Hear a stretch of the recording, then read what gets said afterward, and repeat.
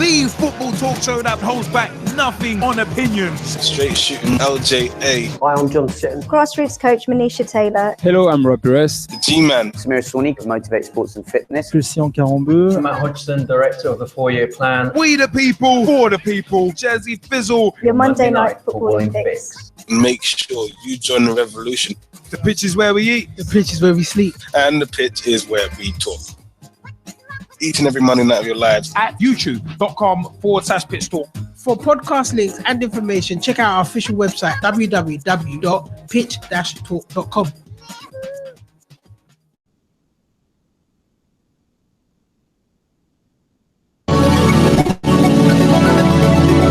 Hello, I'm Rob Perez. Grassroots coach Manisha Taylor. Christian Carambeu. Matt Hodgson, director of the 4-year plan. Dave McLaughlin. And Rob Lusher, Andy Copeland from the Glennet Southern Amateur League. Philip Wick, I'm CEO of 14.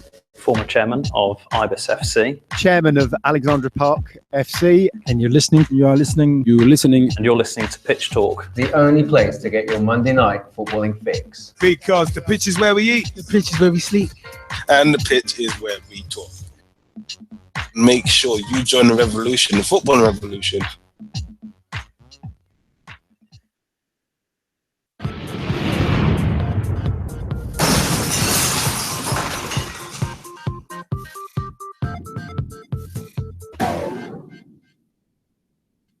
Hi, I'm John Sitton and I'm here with Gavin, Liam and Gerald on Pitch Talk. The football talk show that pulls no punches and holds back nothing on opinions. Hello, I'm Rob Perez. My name is Christian Carambeu. I'm Grassroots coach Manisha Taylor. Hi, I'm Matt Hodgson, director of the 4-year plan, and you're listening to Pitch Talk, the only place to get your Monday night footballing fix. Make sure you join the revolution. The pitch is where we eat. The pitch is where we sleep. And the pitch is where we talk.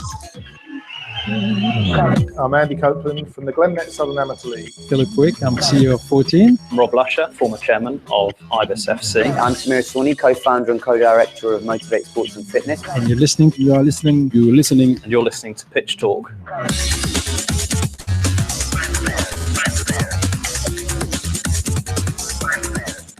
Ladies and gentlemen, boys and girls, and of course, children of all ages, straight shooting LJA, the G-Man and Jazzy Fizzle, well, especially straight shooting LJA and Jazzy Fizzle, are watching a particular game in the background. Of course, we've got that on because bragging rights between the co-hosts are on the line. But right now, you are tuned into PT Live. Ladies and gentlemen, boys and girls, children of all ages, straight shooting LJA, the G-Man and Jazzy Fizzle proudly bring to you the football talk show that pulls no punches and sees Marcus Rashford go straight into the advertising hoardings like Gerard used to when Salif Diao used to play poor passes to him. Yes, I will be here all night. Anyway, we bring to you the football talk show that pulls no punches and, of course, holds back nothing on opinions because the pitch is where we eat. The pitch is where we sleep. And of course, the pitch is where we talk. Remember, facebook.com/pitch talk. Become a fan, become a friend, become a member of the group. Join the footballing revolution we are working so hard to create. Pitchtalk.blogspot.com or .co.uk will get you to the latest blogs by yours truly, Straight Shooting LJA, the G-Man, Jazzy Fizzle, and many others, including Dave Meir, aka at Mearcy, and his Word of a Ref blog as well. Very interested.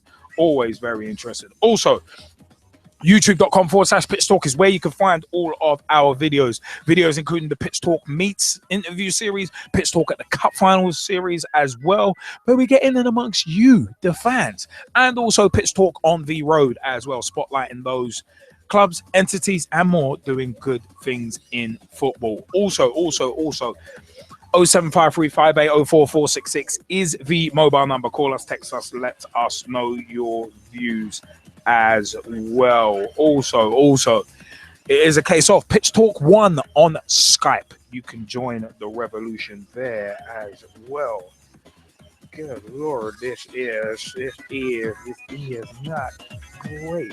But it is one of them ones where, we are live as live can be at this moment in time. 5.5 minutes gone, and it's still Liverpool 0 and Manchester United 0. My prediction's 3-1 Liverpool. Jazzy Fizzle, would you like to drop your prediction for this match? 2-1 Man United. Fair dues. Brad Hicks has also said 2-1 Liverpool. So it's an interesting Yeah, one. no. Remember the Europa League last season. So there you go. But you know, it is one of them ones we just want to give a massive shout out to Ian Kerr and everyone over at Finn White Line Magazine. FinnWhiteLineMagazine.com, Facebook.com/Finn White Line Magazine as well. It is one of them ones. And also at Tweet White Line on Twitter. You can find us in issue one of Finn White Line Magazine. Very, very good publication out in Australia. Is one of them was. So big ups to Ian Kerr, the editor of that magazine. Issues 1 and 2 are available for digital download, and the proceeds are going to a fantastic cause as well. So it is well worth purchasing. I think they're about $2.50 each. So it is very much well worth purchasing, as Liverpool are on the attack at the moment. But it is one of them ones. Kind of a quite frenetic start, but it was one of them ones. Seeing is definitely believing, and we are seeing a good game thus far. It is one of them ones where, Ross Vernon's prediction is 2-1 Liverpool. Firmino and Coutinho, with Ibrahimovic getting goal as well. So it is one of them ones. But yeah, it is one of them ones where, you know what? Jazzy Fizzle, I'm guessing your week and weekend was pretty good? Yeah, week and weekend's been great, man. I'm just, happy to be on Monday Night Football and Fix. And big thank you to all the fans as per usual, because without you, there's no show. So thank you all so much. That dramatic pause. It just reminded me of a poster I saw on about 2-3 weeks ago. I was watching the WWF Raws, Wars, and SmackDowns from the invasion angle, and there was actually one poster that said "Stop pausing for dramatic effect." It was true. It gave me a chuckle. I think he was during a promo with The Rock and Sean Stasiak. I saw that poster. It was one of them ones. It was quite funny. Stop pausing for dramatic effect. It's one of them ones. Stop giving us a poor angle so people wouldn't have to pause. Anyway, leaving that aside. But yeah, it is one of them ones where, you know what? It is about that time for us to jump into the first segment of the show. Just like to give a big shout out to Brad Hicks, Ross Vernon, and Mike Harneman, who are on the Skype chat with us as well. But you know what? We got to go into the first segment of the show, and where we are going to go with that is... Yeah, before we give you a little preview as to where we're going to go. You know where we're going to go already, but let's...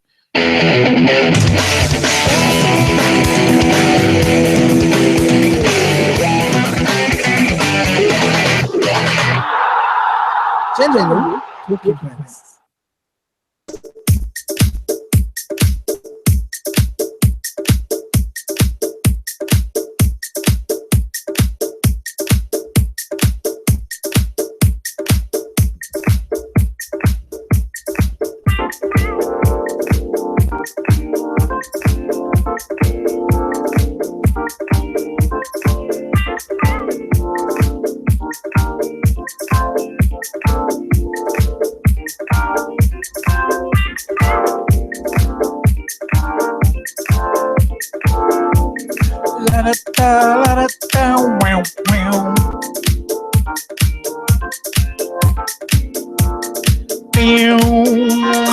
Ladies and gentlemen, boys and girls, children of all ages, Ibrahimovic went down really easily.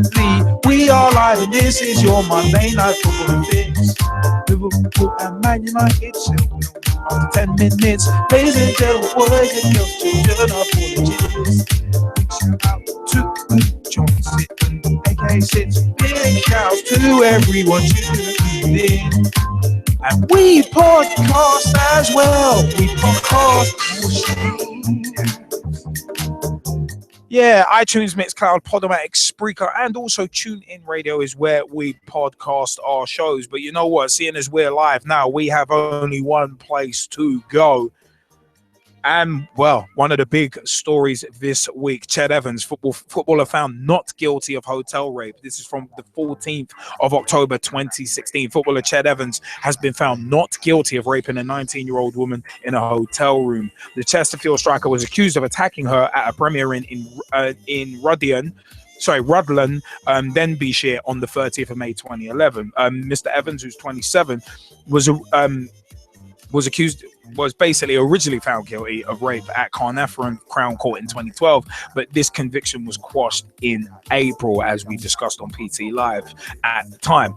He was found not guilty of the same charge after a retrial at Cardiff Crown Court on Friday. In a statement read out on Mr. Evans' behalf after the verdict, the footballer said, "In the early hours of 30th of May 2011, an incident occurred in North Wales that was to change my life and the lives of others forever. That incident did not involve the commission of a criminal offence, and today I am overwhelmed with the relief that the jury agreed. I would like to thank my legal team for their tireless efforts upon my behalf. Thanks go to my friends and family, most notably my fiancée Natasha Massey, who chose, perhaps incredibly, to support me in my darkest hour. Whilst my innocence has now been established, I wish to make it clear that I wholeheartedly apologize to anyone who might have been affected by the events of the night in question." Soon after the verdict, the woman was named on social media, which is prohibited under law, as victims and alleged victims of sexual offences are guaranteed lifelong anonymity.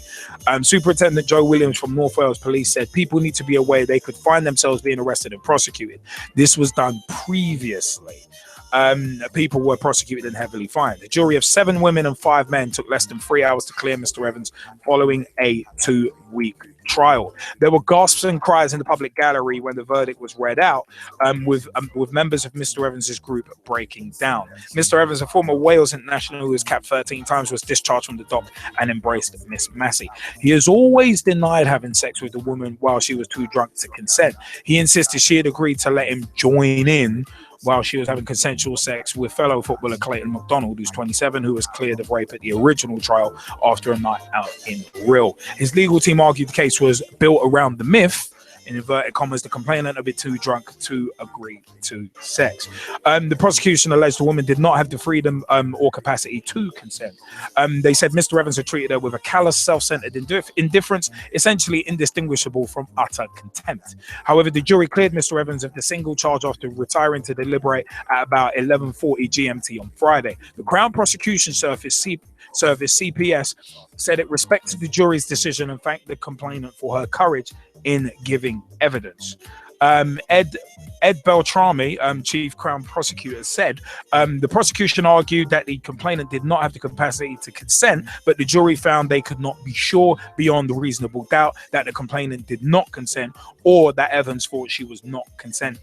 Evidence not seen by the jury but discussed in open court included 2 Facebook messages Miss Massey had sent to a prosecution witness after the first trial. She wrote to Gavin Burrows, a night receptionist at the Premier Inn, saying there was a £50,000 reward for any new evidence. Okay, that's an interesting one. I'm literally begging. If you know anything, please help me, she said. Mr. Burrows said he could not provide any more information as what he told the jury in the first trial was the truth. The prosecution had said the messages were an attempt to induce Mr. Burrows to change his evidence, but the defense successfully argued they were the actions of a desperate girlfriend seeking to clear her boyfriend's name. Dominic Cassiani, Home Affairs correspondent from the BBC, said in rape trials, defense lawyers are banned from cross-examining an alleged victim about their sexual behavior or history to protect them from humiliating treatment. But there can be exceptional reasons to ditch that rule in the interest of a fair trial. The Court of Appeal said Mr. Evans' case was one of those very rare exceptions. It said that 2 other men who had sex with the woman had described their encounters with her in highly specific terms that were virtually indistinguishable from Mr. Evans' own account of what happened. One of the encounters occurred days before the alleged rape. Now, there's a little more to this as well. So one of the incidents obviously happened days before, and also the other happened in the days that followed. On each occasion, the woman had been drinking heavily, and the sex occurred in a very specific way, including the words she used to encourage her partner, which we're not going to repeat here. Each time she woke up saying she had no memory of what happened. Lady Justice Hallett one of the country's top judges, said that these events were so similar to what Mr. Evans had described that a jury had to hear about them before deciding whether the woman had been incapable of giving her consent. However, critics will say that this ruling on when a victim's sexual past can be scrutinized sets the bar far too low, and it may deter rape victims from coming forward out of fear of being interrogated. And that, in turn, they argue, will mean fewer rapists facing justice. Now, there have been a few myths that have been debunked, and someone running under the pseudonym of the Secret Barrister has separated facts from the myths. This was from the 15th of October 2016. Now, the Secret Barrister answered questions about the complainant potentially lying, amongst other things as well. So in terms of basically in terms of Ched Evans being proved innocent, the Secret Barrister said you'd be forgiven for thinking this, given that it was in the prepared statement read out by a solicitor, but Ched Evans has not demonstrated his innocence. That is not how our criminal justice system operates. It's not a means by which the truth of a situation or an event is conclusively and fully determined. Rather, the jury are asked one simple question: are you sure that the prosecution has proved its case beyond reasonable doubt? Or, as juries are commonly instructed, so that you are sure. Not guilty means just that. The jury were not sure he was guilty. They may have decided that he was totally, utterly innocent, but we don't know. All we know is that they considered the evidence, were less than sure of his guilt. So it's one of them ones. It's basically pretty much reasonable doubt. It is a case of Also, in terms of the verdict, meaning that the complainant has lied, no. A not guilty verdict in most cases is insufficient to safely infer the jury have concluded that the complainant lied, as opposed to the jury not being sure one way or the other. But in this case, the facts suggest the opposite, that the claimant has not lied. As the Court of Appeal made clear in its judgment allowing the appeal, X, the lady, has never asserted that she was raped. She has simply maintained that she had no memory of what happened.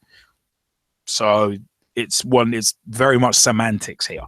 But it was the prosecution case, the case theory of the Crown Prosecution Service that said she was raped. It was the case theory from them. So the defense case was not based on the usual he said, she said dispute over consent, but rather he said / she can't remember. So that's a very key thing there. But there is absolutely no safe basis for suggesting she has lied, or to quell the more hysterical calls that she should be prosecuted on the basis of Evans' acquittal. Now, some people say, oh, Ched Evans' reputation has been trashed and she must be named and shamed. Well, that's illegal. So it's one of them as a complainant in a sex case, she has anonymity for life. If you publicly identify her, including on Twitter, you will be prosecuted. It's happened before to friends of Mr. Evans, and well, it could happen to anyone. But yeah, in terms of the claimant getting anonymity when he doesn't, well, that is the law. So it is one of them ones. At the end of the day, that is law, that the claimant gets anonymity. Now, for some saying it's a victory for rape apologists, she was blind drunk. He admitted not speaking to her before, during, or after, and this shows that consent does not mean consent. Well, no. It shows that the jury were not sure of both of the following limbs to the prosecution case that need to be established to prove rape. Now, number one is that the claimant was not consenting because she was incapable through intoxication. And number two, that Evans did not reasonably believe that the claimant was consenting. So those two things have to be proven beyond reasonable doubt to prove rape. Now, based on the evidence, including the fresh evidence as well, it might be that the jury thought that the claimant was consenting. And if they did, having heard all the evidence, they are in a far better position to make that assessment than anyone not in the courtroom. Drunk consent, as juries are reminded by judges, is still consent. But it's equally plausible that they were sure that the claimant could not consent, but were not sure, given her described behavior, that Evans did not reasonably believe that she was not.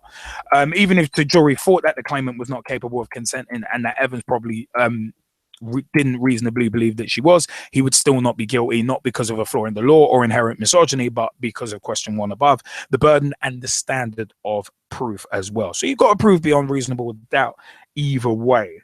That's what kind of is getting at. But in terms of potential contravention of the law, in terms of the claimant being grilled on her sexual history, well, the analysis offered immediately post-verdict obviously said that. But in the Guardian newspaper, Women Against Rape, a charity, which a particular charity, and Sandra Leville, the Guardian's crime reporter, said that. Now, it has since been adopted and virally transmitted through the media. Questions about a complainant's previous sexual history are not allowed in sex trials unless a very strict set of criteria set out in Section 41 of the Youth Justice and Criminal Evidence Act of 1999 are met. As the Court of Appeal explained, these provisions are designed to counter the myths that unchaste women are more likely to consent and less worthy of belief. But it is one of them ones. The law was followed in this case, but the point hinged mainly on fresh evidence that was not available at the first trial. So it is one of them ones where the Criminal Cases Review Commission was approached with fresh evidence that had since emerged and which he claimed undermined the safety of his conviction. And we now know the principal nature of this fresh evidence was that obviously obviously 2 men, one 2 weeks after May 29th, 2011, and one on 28th of May 2011, there was sexual relations between the claimant and these 2 other people. But it is a case of, we're not going to go through the particular language that was used because some of it is, well, it's a case of not exactly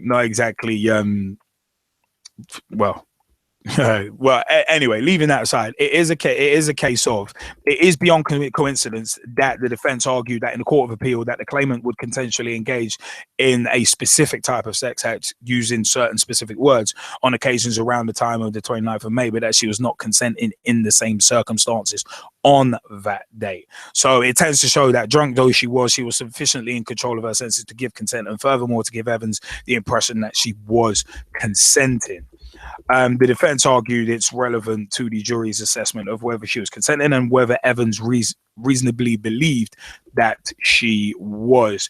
Now, the Court of Appeal, having considered other case law, agreed in these unusual circumstances that the fresh evidence ought to be admitted and that the claimant should be questioned on what the new witnesses had to say. So it is one of them ones. It is one of them ones where the secret barrister has also said a special mention goes to the raft of claims in the press that the case sets a new special precedent, allowing the sexual history of complainants to be admitted in evidence in any future case solely for the purpose of shaming the complainant in a dark return to the 1970s. Well, the precedent that has been set is none. The Court of Appeal decision sets down no new application of law or principle, and Section 41 continues to operate exactly as it did before, excluding the vast majority of questions about previous sexual behavior. So it is one of them was a few kind of myths being kind of busted there. But it is a case of, will the Crown prosecution actually appeal? Well, it's actually appeal. Well, we'll come back to that in a second, but it is one of them was the acquittal shows that the CPS was wrong to bring the case at all. Not necessarily, but there was a case for Evans to answer. The fact that there was an initial conviction and that in both trials the judge did not withdraw the case from the jury, which judges are bound to do if they feel that there is insufficient evidence for a jury to safely convict, shows that there was a case to answer. Whether given that Evans had already served his sentence, which was discussed before, and therefore would not have served any more time if reconvicted, it was wise to put the complainant through a retrial was arguable, but that can be discussed elsewhere. But it is one of them ones. The CPS, in terms of appealing, well, the Crown Prosecution Service can't appeal and convicted again. There is no prosecution right of appeal, and it looks like this will be the end of it pretty much. So it is one of them ones where some people, I mean, the prosecution during this trial did suggest the new witnesses were paid to say what they said. But they said that in the Court of Appeal, and when they argued that evidence shouldn't be admitted, they put it to the witnesses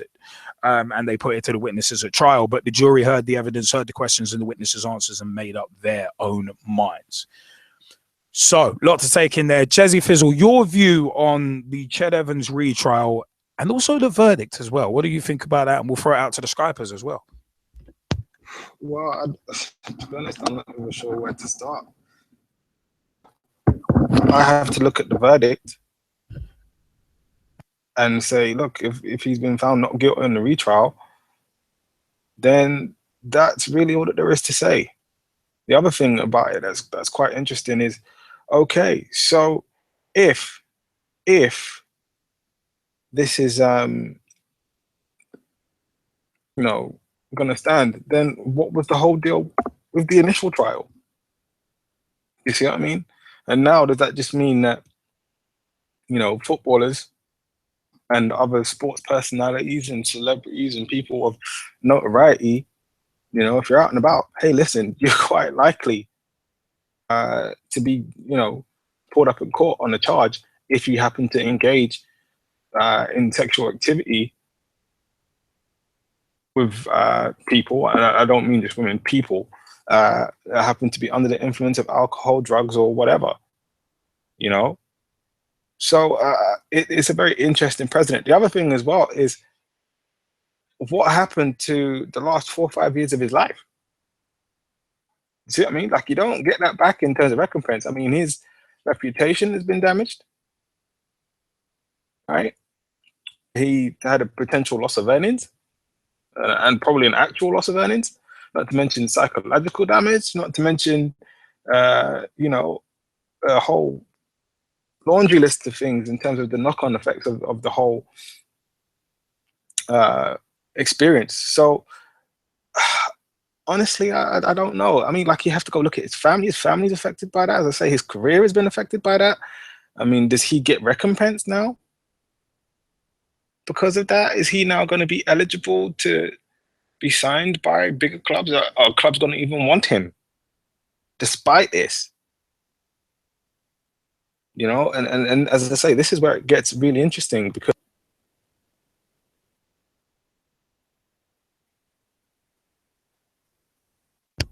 Jezzy, is you still there?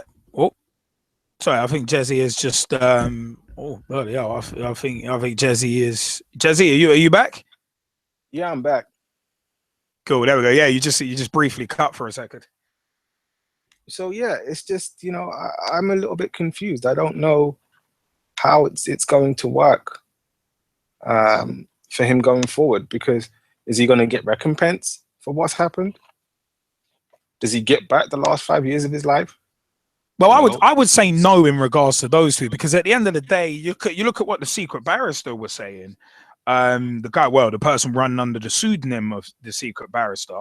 The fact of the matter is, this is that the not guilty verdict means only that he's not guilty, because essentially there's not enough evidence either way to prove that basically whether or not the claimant was lying or whether or not Ched Evans did rape the woman.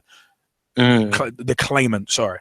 So it is one of them ones. There's doubt on both sides. So they're not saying they're not coming out. They're not saying she's lied or that he's guilty. They're just saying, you know what?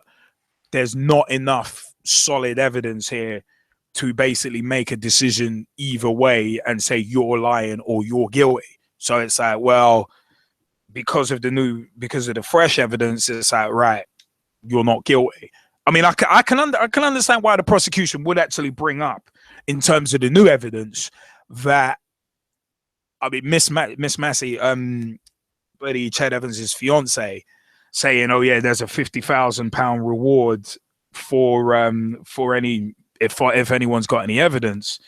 That kind of skews things a little bit, and I see why the prosecution, on behalf of the claimant, would argue that that's potentially put a cat amongst the pigeons, because it kind of looks like that. I mean, some people might have thought, I could 50 grand. I could put a down payment on a house with that. I'll just come out and say this. But then on the other side of it, there's a huge risk if you get caught perverting the course of justice or giving or committing, I think it's perjury, just giving false evidence, then you could get in a hell of a lot of trouble yourself for that. So is that risk really worth 50 grand? So there's two ways of looking at it with that. But I mean, do you think that Ched Evans is going to be able to, like, has his name been tarnished? Has the claimant's name been tarnished as well because of this thing as well? I think so. I mean, like, it's one of those things. It's been so big, so public. How do you get away from that? And, you know, for me, the answer is you don't. Right? Because literally it follows them around, both of them, like a bad smell. Right? Now, in her case, look, like literally every other person who, you know, wants to be romantically or otherwise involved with her, look, you need to be careful. You know, it sounds a bit crazy, but, you know, literally that's where you are. Well, it's a case of we live in a very litigious society anyway. And at the end of the day, it is one of them ones where a lot of people say that kind of rape cases are very much biased towards the woman in the woman's favor. But at the end of the day, it kind of at the end of the day, in a way, it kind of should be, because at the end of the day, I mean, most. I don't know if it's sexist to say it, but the fact of the matter is, most men are more powerful than certain women, and all that women on a general basis. And also, it is one of them ones where when it comes to kind of, for lack of a better term, kind of forced entry, if you will, it is one of them ones where obviously certain circumstances that, on a general basis, there are a lot more women being raped by men rather than men raping men. So it is one of them ones where I think you kind of have to look at that as well. And in terms of some people saying, "Oh, the claimant should be named and shamed," it's like, no, I don't agree with that at all. Even if, I mean, it's one of them ones. Even if the claimant had lied, it is one of them ones where it's like, no one deserves to be named and shamed like that. But the fact of the matter is, as I said, the retrial has said that they can't prove beyond a reasonable doubt whether the woman was raped or the woman is lying. So it's a case of, if they can't prove either, then basically the not guilty verdict is right, because if you can't prove either, then you can't find someone guilty, which I think was basically the point of this retrial with the new evidence. So fair dues, Ched Evans has been found not guilty, but as the secret barrister said, that doesn't necessarily mean he was innocent. But at the end of the day, at least he's had somewhat of a chance to clear his name if he is innocent. But I said, because of the reasonable doubt that still exists on both sides, then it's one of them ones. And obviously it is a bit of an odd one that they go back into kind of the person's sexual history, but they ain't going. But in all fairness, in terms of them following the law, they're not going back to say 1997. They're going back to literally a couple weeks before the alleged rape, and then a couple of weeks after. So it's kind of like they're kind of taking precedent from around and taking their examples, basically to give to the jury from around that similar time period. So in a way, I can kind of understand that. I mean, I don't know if you agree with that, Jesse. Well, as I said, like, the whole thing is so grey now. Like, I really, I don't know. I don't know. No. Right? Because as I say, like you look at the last 5 years, how do you go and get the last 5 years of their lives? You don't get that back, right? And the last 5 years of their lives have been, you know, tarnished and damaged by this thing. Both parties, right? And going forward, it's still tarnished and damaged because just because, as you say, like there's been a not guilty verdict now. It doesn't, you know, in terms of how the actual technicalities of the law works, according to, you know, the secret barrister, it's like, look, it doesn't necessarily mean that he didn't do it, right? And because that doubt is out there, all the people that had initially jumped on the bandwagon to say, yeah, he did it, he's guilty, first trial, right? Look, they've actually got no reason to disbelieve that because there's no definitive proof. Going the other way. So it's like, well, honestly, I don't know. I really don't know. And in terms of the last 5 years, they can't get that back. And as I say, going forward, this is a big thing that is just, it casts a heavy shadow. That's the best way for me to really emphasize and express that, because when you look at it going forward, the whole case and the impact of the case and everything that happened in the last 5 years, that doesn't leave Ched Evans as a professional. And any club that's going to go and take him on, they're going to have to deal with that. You see what I mean? Because you can't go and tell me that he's not going to be subject to certain chants. And you can't really tell me that he's not going to be targeted by certain persons looking to go and either do damage to him and his reputation, or to, you know, get themselves famous, right? So right about now, the best advice, and you know, not that I'm offering advice for Ched Evans, I'm offering advice for all footballers. When you're out, if you're in a committed relationship, deal with that. Yeah, as boring as it sounds, listen, don't be out in the clubs with all these pretty young girls that are drunk off their face. Don't put yourself in that position. Yeah. Because things like this can and probably will happen to you just because of what you do. And it doesn't make it right. No, it doesn't. But I'm saying that, you know, this is going to be the only way you can really combat it. Don't beat it. Right? And that applies to young entertainers in terms of singers and dancers, all that other stuff. Because these kinds of things seem to happen. So as I say, they have to be careful.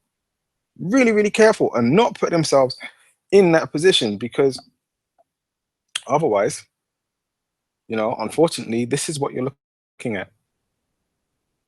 And this is the truth of it. Now, going forward, what can this young lady do? Honestly, this thing follows her everywhere. It does, because, you know, I know she can't be named for legal reasons, this, that, and the other, but the people that know her, or if she happens to admit these things, go forward, like for work, for example, right? If the workplace happened to know that, you know, she's involved in this, and obviously that shouldn't happen, but if it did, right, because she's been named, etc., then it's a matter of, hey, look, can we really go and invest the time and money in you as an employee? Right? How do we know that you're going to be responsible? Right? Knowing your previous lifestyle. Right? And this is just work. Right? Socially, again, it's like, honestly, I'll be surprised if she's not treated like a leper socially by most men. Because it's like, well, hey, look, you know, if it was me,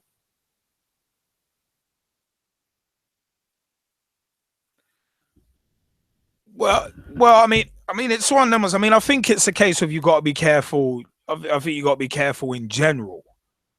absolutely. But as I say, for her now, there's the professional issue.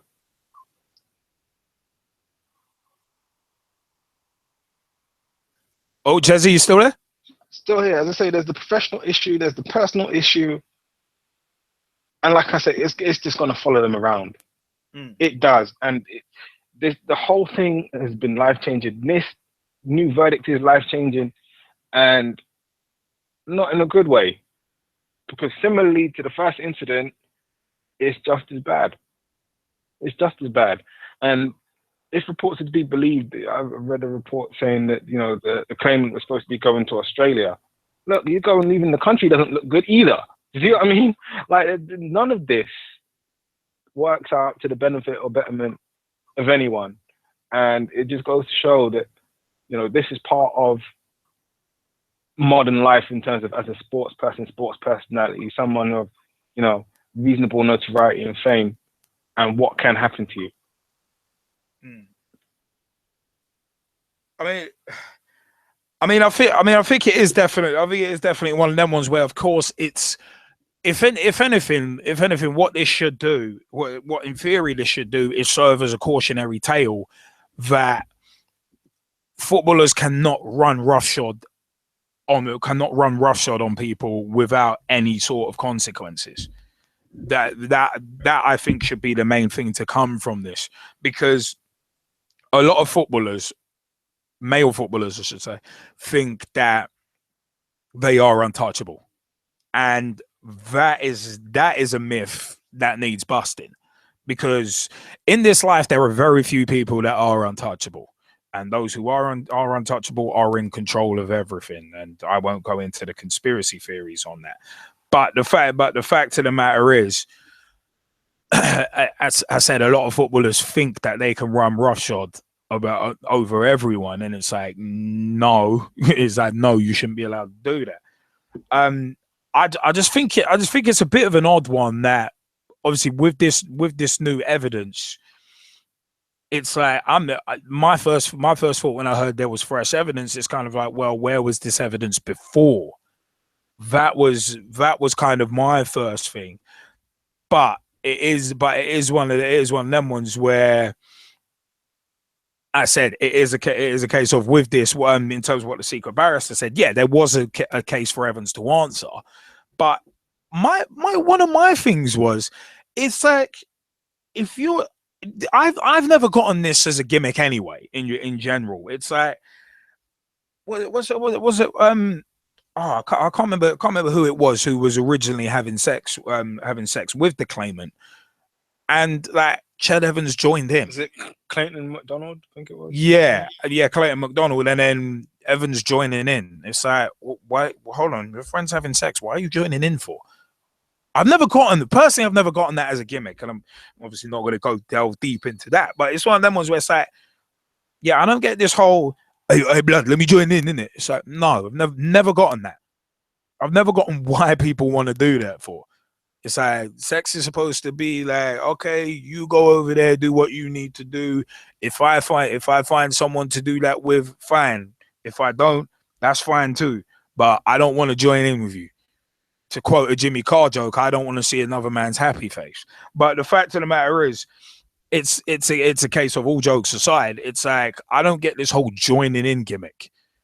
I've never gotten this. I mean, we've obviously heard stories in the past of certain things where groups of footballers are just basically just going on a mauling tour, for lack of a better term. And it's like 5-6 of them against 1 or 2 women, and it's like, dude, I don't get it. I personally don't get the appeal of it. So it's one of them ones. I mean, it's one of them ones where some footballers, if they had a brain, they'd be out playing with it. And this seems to me that Ched Evans is kind of somewhat dug himself a grave with a fork and spoon, because at the end of the day, it's one of them ones where it's like, if you didn't join in with your friend, then you might not actually have a problem. Because was it Clayton McDonald got acquitted in the first trial, and then Ched Evans took the blame, essentially. So it's like, if you didn't join in with your mate's act of lovemaking, then you don't have a problem. So I don't know. I mean, some people really do need to, but basically think about their actions that bit more. They really do. So I mean, It's one of them ones. I mean, as said, those people baying for blood and saying what was the point of this? The claimant should be named and shamed. Like those people are for me. Those people are morons who don't know what they're talking about. Really and truly. So it is one of them ones. It is one of them ones where it's like, I mean, at least it's one of them ones where if Chad Evans is innocent, then at least he's had the opportunity in a fair society to clear his name. But he will always be tarnished with that brush.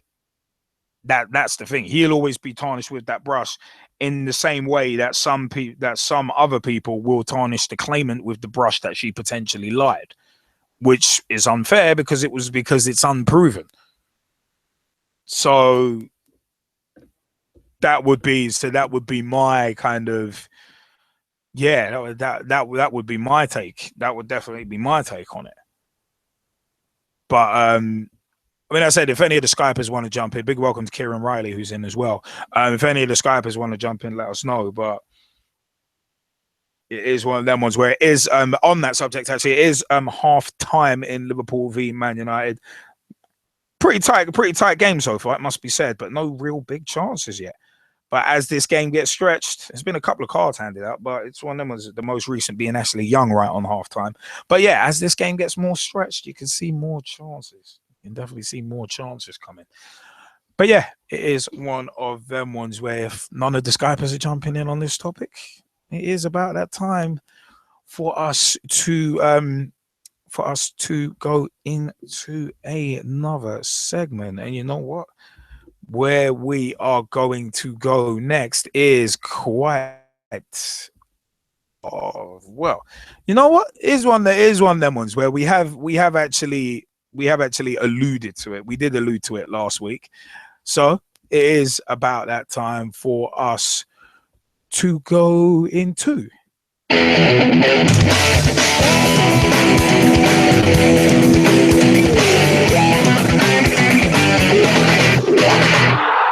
Pitch Talks special feature.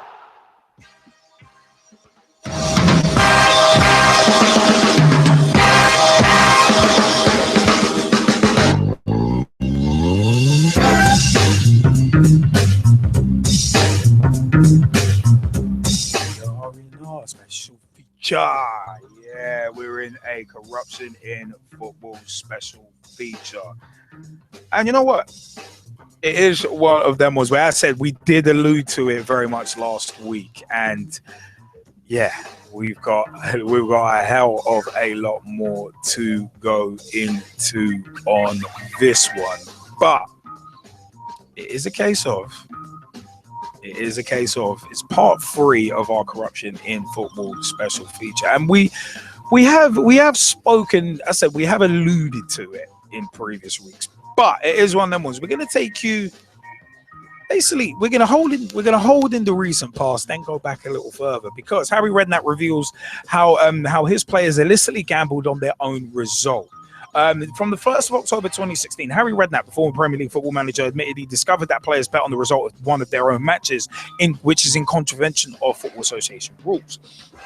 Redknapp was filmed by undercover reporters discussing a match on which the lads had a spread bet on the scoreline. His players allegedly bet on themselves to win the match, and one of them allegedly told a football agent to remortgage your house because the odds were favourable. The agent later claimed that the opposing team's players had also bet on the match. Bookmakers are given long odds on Redknapp's side winning, possibly because they assumed he would field a weakened side, as his team had nothing left to play for that season. In fact, Redknapp put out a strong side that went on to win easily. FA rules strictly forbid players from betting on games in which they are involved, and managers are expected to report any such misconduct to the FA as soon as they hear of it. And Redknapp is not believed to have raised the matter with the FA.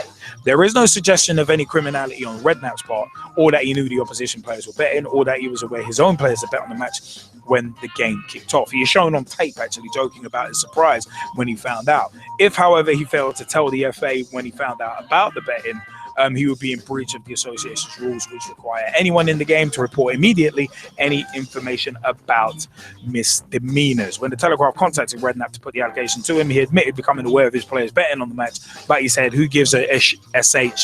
You can finish that one about that. Told it would have been against the FA rules. He replied, "Oh, would it? Oh, okay, but not at that time. I don't think it was it? They weren't betting on the other team. They were having a bet on their own team. FA rules now, then and now, forbid players betting on matches in which they are playing." Lawyers for Redknapp said he was not aware of players betting on the match at the time. So that's the interesting thing there as well. But yeah, he has also said, yeah, he's not in control of the players and whether or not they bet on matches and that kind of thing.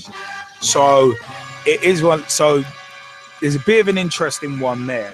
But speaking of betting on matches and match fixing and that kind of thing, where we're kind of leading this on to is from the 8th, going way back to 2011. Way back to 2011 when PT was in its infancy. November 11th, 2011, former Juventus director Luciano Moggi was sentenced to 5 years and 4 months in prison by a Naples court at that time for his part in the Calciopoli scandal that rocked Italy 5 years ago. Moggi, who was banned from football for life by a sports court, had been found guilty of criminal association aimed at committing sports fraud. He was one of 16 people found guilty, while 8 were cleared, according to Italian news agency ANSA. As a result of the scandal, Juventus were demoted to the second division, Serie B, and were stripped of the 2005 and 2006 Serie A titles. AC Milan, Lazio, Fiorentina, and Regina were also involved in Calciopoli and were penalised with points deductions.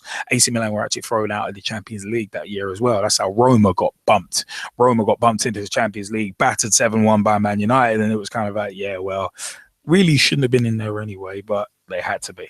But Fiorentina owners Andrea and Diego Della Valle and Lazio president Claudio Lotito received 15-month sentences as well as fines of 25,000 euros each. Former AC Milan executive Leonardo Miani was given a 1-year sentence. Former Italian Football Federation Vice President Innocenzo Mazzini was sentenced to 26 months, while ex-referee Massimo De Santis was given 23 months. Moggi announced he would appeal against the sentence as well, telling Gazzetta dello Sport, the verdict was already written. Now we will appeal, hoping for true justice. Otherwise, we will have to put our trust on the divine. This is just the first round. I will continue to fight. I am confident. Now, it's one of them ones where, moving on to the 24th of March 2015, so moving 4 years forward, the 9-year investigation into the Italian football's infamous Calciopoli match scandal of 2006 had been concluded with no sentences ultimately decreed. Luciano Moggi and Antonio Girardi, who were the two main individuals in the investigation accused of having manipulated the refereeing appointments of Serie A games to favor Juventus, both saw charges against them dropped by the High Court at that time. The two former Juventus general managers have been banned from any involvement in football by the sporting courts when recordings of telephone conversations using Swiss SIM cards with the then referees chief Pierluigi Peretto, as well as some referees, were used to implicate the pair. So it is one of them, was almost a decade on at that point. All charges apart from a 1-year suspended sentence to former referee Massimo De Santis had been wiped out. It's a process that had been carried forward in an abnormal way. It's been a joke for 9 years, and this isn't a pleasant thing, which has ended in nothing, said Moggi after the case was closed, reports La Gazzetta dello Sport. In 9 years, it has been established that the league was in fact regular, the drawing of referees was regular, and that the communication via telephone did not exist. Moggi's claims are inaccurate, however, with the High Court not absolving him, but rather archiving the case as expired. The original accusations were confirmed by presiding magistrate Aldo Fiali. But the affair at that time, March 2015, appeared to be far from over. The Juventus were demanding compensation of 443 million euros from the Italian FA for damages they believe were caused by their relegation to Serie B, while they may also fight for the 2 league titles revoked to be reinstated.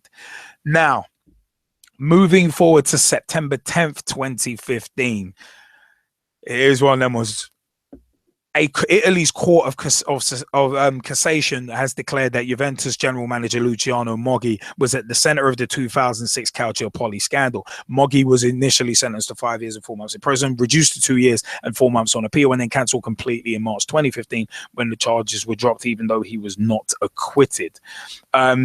But at that time, the Court of Cassation, Italy's highest court, delivered its findings and ruled that Moggi was guilty of guiding a significantly structured association widely diffused across the whole territory, with every single person involved fully aware of what was going on, branding him the initiator of an illicit system influencing matches in the 2004-2005 season, and not only that one.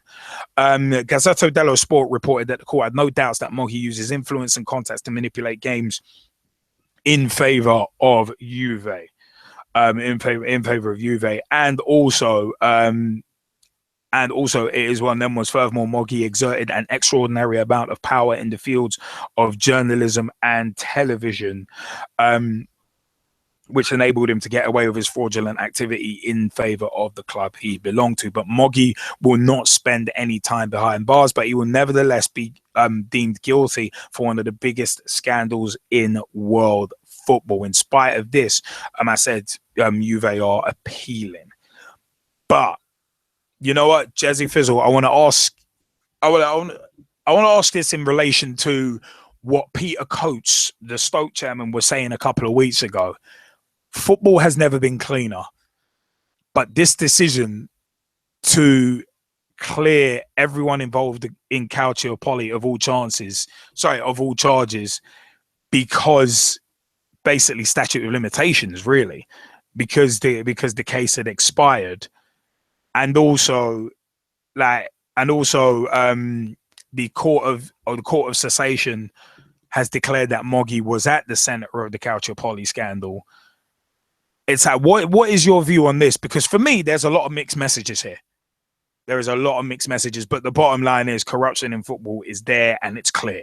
And what do you think about the Redknapp situation as well? Him finding out that his players were betting on their own matches. Well, it's very interesting because, as you said, doesn't the law around that in relation to the FA state that he's supposed to go and inform them? So if he hasn't done that, and he knows about this, right?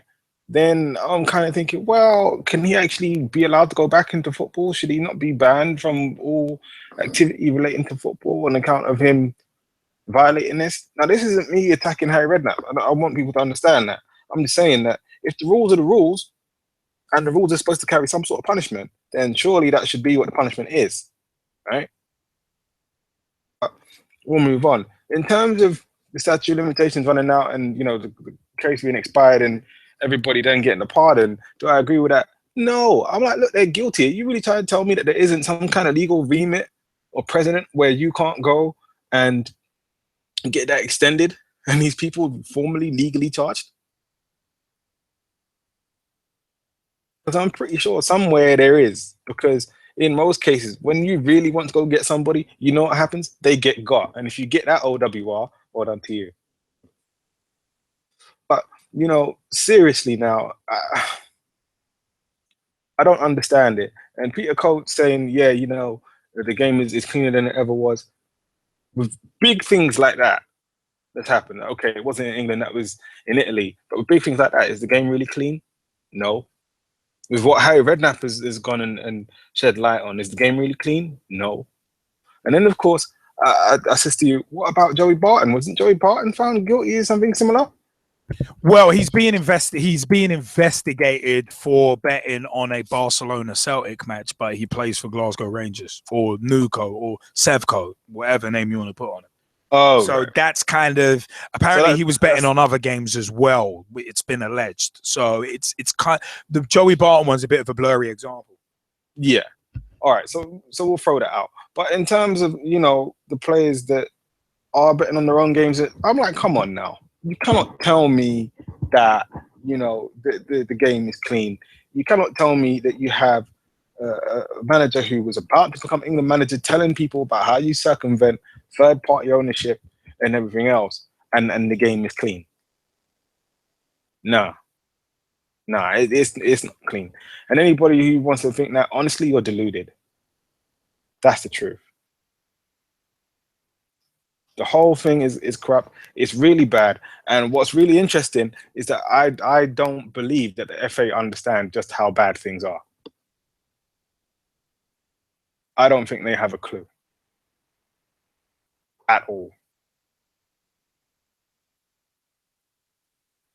So for me, sorry to cut you there, but there's something interesting that obviously I think I mentioned pre-show, but there is something interesting that's been happening today in terms of a hearing. There are questions being asked. We'll have more. Hopefully, we'll have more information by the time next week's show rolls round. But we did get wind of. Just for those listening, we actually we know about the hearing that's going on today in terms of MPs asking questions about corruption in the game after the Telegraph's recent findings. So we're waiting until there's more information to really delve deep and discuss that, because there's not enough information to do it yet. Just before I put that one out there. But I think clearly, I think I agree with you. Clearly, the FA don't really know what's going on, but they don't. But on a general basis, the FA don't really know a hole from ear hole, in my opinion.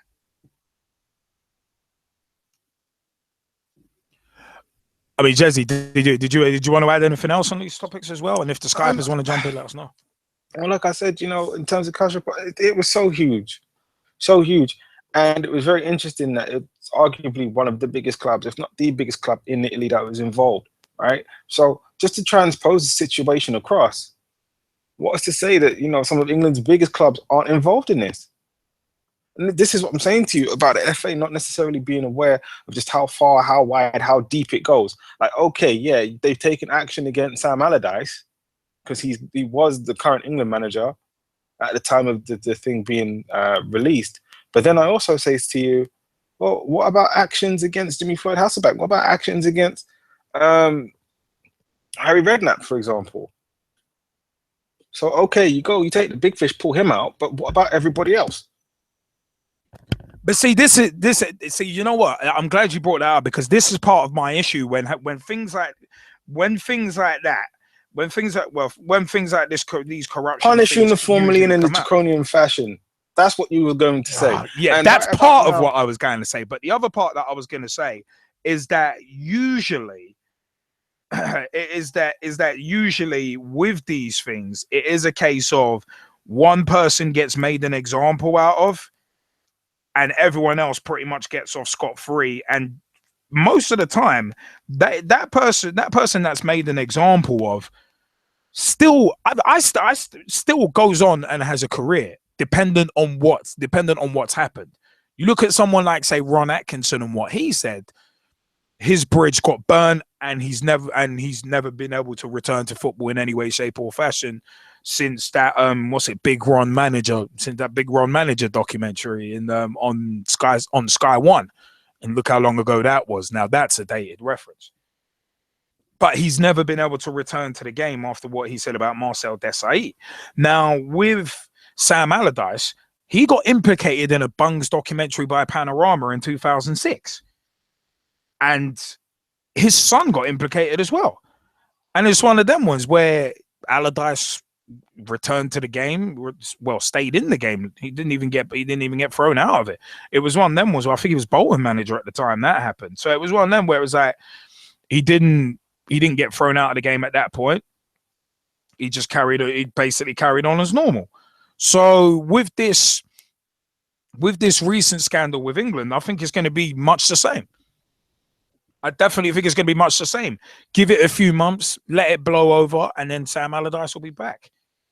Because football is such an unscrupulous sport that even if you're found to be corrupt, even if you're found to be this and that, look at what happened. You'll always have a way back in. Because look at Sepp Blatter's ban and Platini's ban. I think they were originally like 8-year bans, which got dropped down to 4 years. So Platini, in theory, if his ban was backdated to October of 2015, then the guy will be back in time for the next set of FIFA elections. And that's not by chance. So it's one of them. There's always a way back in. I mean, you look at how transfer embargoes are circumvented with what Barcelona did when they were placed under a transfer embargo. They appealed, delayed the embargo by a few months, signed a bunch of players who couldn't be registered obviously for a year, but they'd done their business. They got Vermaelen and Suarez in the short term, and then long term, they got players like Arda Turan in because they had already had them. They'd already had them registered. Sorry, they'd already had them signed. It was just waiting for registration to go through. So the fact that there are always loopholes, that's the thing that needs to be looked at. Loopholes need to be closed. Mentalities need to be changed. That, for me, that's the thing that needs to really be attacked. Those are the kind of things that MPs, even in their corrupt world, need to be really looking at. Need to be really looking at in terms of, do you really want to clean stuff up? You've got to look at the right things. I mean, Jesse, I don't know what your thought is on that, but well, no, I have to agree with you 10 million% because, and I know 10 million isn't an actual percentage, but the point is, it goes like this. I already said to you that the whole situation is much, much worse than what is being reported right now and purported right now. It's a matter of literally, unless this whole thing is blown up, and I say blown up figuratively, in the sense of the FA literally investigate everything, punish everybody, look at how, you know, certain things are structured and actually reorganize the whole thing. It's not going to work. It's not going to work. And absolutely no one in football can go and tell me, oh, but no, it's not. No, it's not. So something just needs to be done, and it needs to be impactful. It needs to be impactful. So it's not working how it is. It's not going to continue to work if this is going to be the case. And as I said, something needs to be done. Something impactful, because anything less than that right now, you know, it's anything less than that shortchanges everybody. That's the best way for me to put it. But my question with this is that how bad a message does it send out when people and I am directing this at Luciano Moggi specifically. How bad a message does it send out that a case as big as Calciopoli, all the charges can be dropped just based on the fact that basically statute of limitations has run out after 9 years. I mean, it's how bad a message does it send out that something that big that ended up in one side being stripped of 2 titles and relegated and started on, like, I think something like minus 40 points or something like that, and other teams around that can get basically thrown out of the Champions League for it. It's like, how bad a message does it send out that something that big, the charges can just be cleared because the case expired? It's awful. It's absolutely awful, because all that means is, right, in terms of a precedent that's been set, all the powers that be have to do is say, yeah, it's under investigation, give an odd update here, odd update there. Wait until the statute of limitations is done, and yes, sorry, can't do anything. That's it. Right? If you're playing by kayfabe rules, okay, this is how the storyline plays out. And you, as a fan who believes that it's real, okay, will go and say, oh yeah, the FA is going to do something. No, they're not. No, they're not. Because I'm going to throw this out there. Can it go as high as up towards the top? I think so. Because looking at it, I still find it very interesting that the only person to really get any kind of punishment in the whole thing so far is Sam Allardyce. I find that very interesting. Now, here's the thing. Was Sam Allardyce a popular appointment? No, not really. right? So they want to go for a much more aesthetically pleasing appointment. Is Gareth Southgate that guy? Probably not. But at the same time, it's like, for me, I mean, come on. So they're supposed to be investigating all this stuff. What's happening with Jimmy Floyd Hasselbank? What's happening with Harry Redknapp? What are you doing about it? Like, any kind of update at all from the FA would be great. Like, I know that they're going to say, yeah, but we're working with the police and it takes time and it's all confident. At least just come out and say that. Say anything about it, but say something. Well, the only bad thing is about coming out and saying just anything. Look, is that you get comments from cats like Martin Glenn, the chief executive of the FA, who's like coming out and saying, "Oh, we're guardians of the game. We have to be seen to be applying the rules evenly and consistently." Then you start getting comments like that, which basically, if you're delving into semantics, means that that person is essentially advocating corruption without saying it. If you read between the lines of that, it's like, so hold on, you're actually not informed. And I know I've said this for the past 2-3 weeks, but there's a reason I keep bringing this quote up. And the fact of the matter is, like, you saying, oh, you have to be seen to be applying the rules evenly and consistently. It's a case of, like, that screams to me that you're basically advocating corruption, really.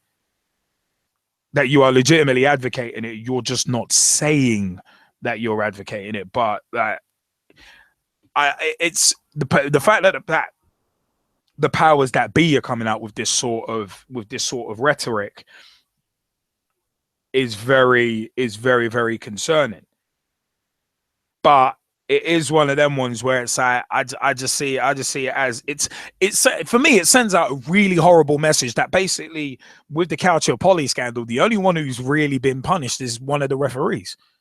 Is one of the referees that was on the take is the only one whose charges have really stuck.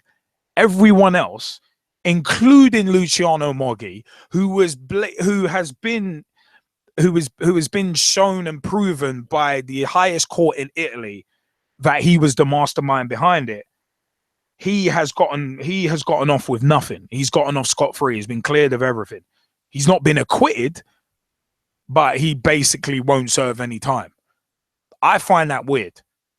I find that really weird, because unlike the Ched Evans case, where there's reasonable doubt in terms of whether the claimant was raped and whether or not Ched Evans actually did anything. Sorry, whether or not the claimant had lied and whether or not Ched Evans had raped the claimant. The fact that there's a doubt there, with Luciano Moggi, you can't say the same thing. With Luciano Moggi, it's a case of, brethren, you've been proved to be the mastermind behind this. So my view is, how is he not serving time? And then the answer to that is because this case had expired. How are you going to let such a big case expire?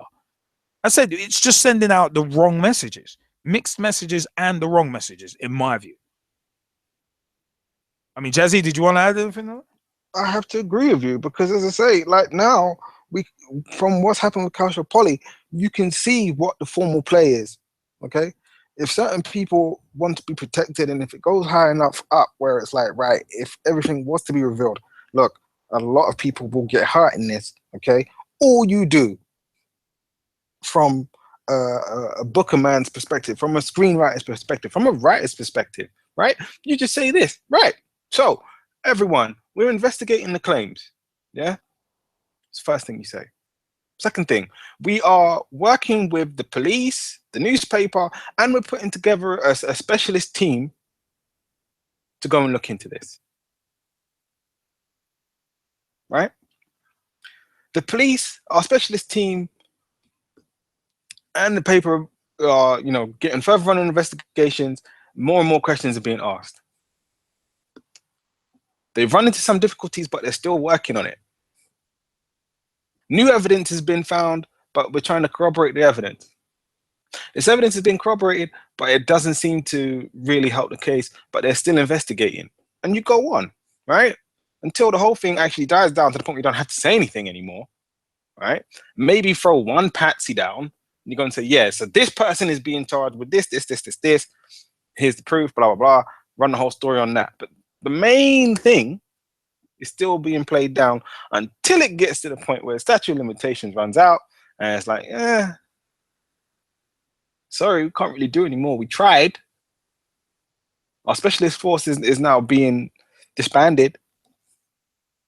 And they've kind of done their job. And we'd like to thank everybody involved for doing what they've done in terms of all of their hard work. And we will continue to try to tackle this issue in the future. But that's the whole spiel. Yeah. From beginning to end. Yeah.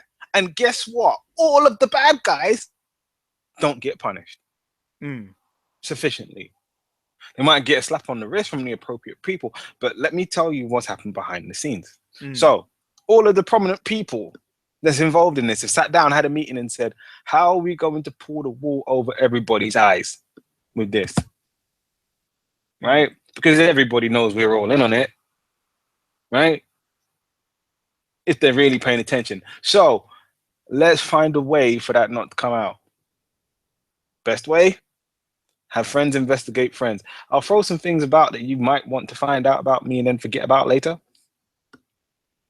Yeah, we can do that whole council of wisdom thing. Yeah. Right. We'll take this guy and we'll punish him. Right? Because somebody's got to pay for something and it's not going to be any of us. Right? Then we'll just run the clock down on the whole thing. People will forget, right? Because guess what? The game will still continue to be played. Right? People will still be interested in the product. As a association, we're still going to make money regardless. Yeah? Because we've got all our fingers in the pies. So we just wait for this thing to die down in terms of public interest, public furore, media interest, right? And once that's died down, guess what, guys? We'll meet up, we'll do it again. Okay? That's what's happening on the other side. And I ask the question like this to everybody that's listening, right? If something like that isn't the case, why do you think the FA is not stepping up to say anything right now? I mean, for me, it's one of them ones where it's like it is one of them where as I said, it is very much a, for lack of a better term, source of consternation for me, this whole thing. And it's interesting that you mentioned about and it's interesting you mentioned in terms of the whole thing with disbanding, because look at what FIFA disbanded recently. So it's like it's a case of them disbanding their anti-racism and anti-discrimination task force. Is one of them was when you're seeing basically FIFA from the way it looks just kind of giving up, really and truly, and sending out those kind of messages that the battle with racism is done, the war is won, it's over. So one of them was from them basically doing that. Is it any surprise that people are getting away with, well, basically corruption on a grand scale? I mean, the thing about Redknapp not knowing that his players were betting on stuff until later, I don't know. For me, in part, that doesn't really wash. It doesn't really wash with me. But the Calciopoli thing is one of those things that shows that not only is football corrupt, not just in certain areas, but not only is football corrupt, but that a lot of people turn a blind eye to it. And I think there was probably some inducement, because I said, how can you let a case as big as that just run out of time? Essentially, how can you just let it run out of time and basically no one gets prosecuted? That to me doesn't even make sense. That to me really makes absolutely no sense at all. So like, I mean that whole thing really befuddles me. It really, really does, because it's like what are you playing at? It's like you see this opening out in front of your very eyes. Teams, clubs have been punished for it, but again, it's one thing that kind of annoys me about some things and some people in life in general, and especially the footballing powers that be. They're basically coming back and they're punishing based on what happened, like the result of something, rather than going back to the root cause and punishing others who deserve to be punished as well. Because you look at Calciopoli, if Luciano Moggi was the mastermind of it, then you punish him as well. You don't only punish one of the referees who was on the take. You punish that referee as well, but you punish everybody who is involved. You punish everyone who is complicit. And I mean everybody, uniformly and in a draconian fashion. Punish one person, you punish everybody. Everybody who is involved, everybody who encouraged, everybody who is complicit in basically perverting the course of the game and bringing it into disrepute. That's who you punish. You don't select who you punish. You punish everyone who is guilty. That's what frustrates me about that decision about Calciopoli. Now, with Harry Redknapp, if it's proven that he knew that his players were betting on games, well, it's one of them ones. Hey, Harry, you best start naming and shaming. Because at the end of the day, those players deserve to be punished for it because they're contravening the rules. You break the rules. You ain't Shawn Michaels and Triple H in China and Rick Rude. You ain't DX from 1997. You make the rules. We will break them. No. You make the rules. Ye shall be punished. Ye who breaketh shall be punished. That came from nowhere. But yeah, it's one of them ones. The fact of the matter is you break the rules, you do the crime, you pay the time. And Luciano Moggi has gotten away with doing no time. But he's clearly done the crime. I don't get this. If anyone can explain it, please. 07535804466 is the mobile number. Hey, listen, I don't even need to call the mobile number. I'm gonna just tell you straight up. Sometimes crime does pay. If you're high enough up, right? If you're on lower levels, no crime does not pay. You'll get found, you'll get prosecuted. But listen, if you're high enough up, okay, and you happen to have the right connections with the right people, you can get away with some pretty big things. And I mean big things. It's one of them ones. Crime pays if, number one, you know how to play the game, and also if you control the game. Platini. I thought controlling the game was knowing how to play the game. Not necessarily. You can know how to play the game, but you can't control it. It's one of them ones. I know how to play football. I can't control it though, because I don't know that. Not the greatest analogy in the world, but it was the only one I had. By the way, Manchester United v Liverpool, it's still 65.5 minutes gone. Liverpool 0, Manchester United 0. Liverpool have been pretty much pressing most of the second half.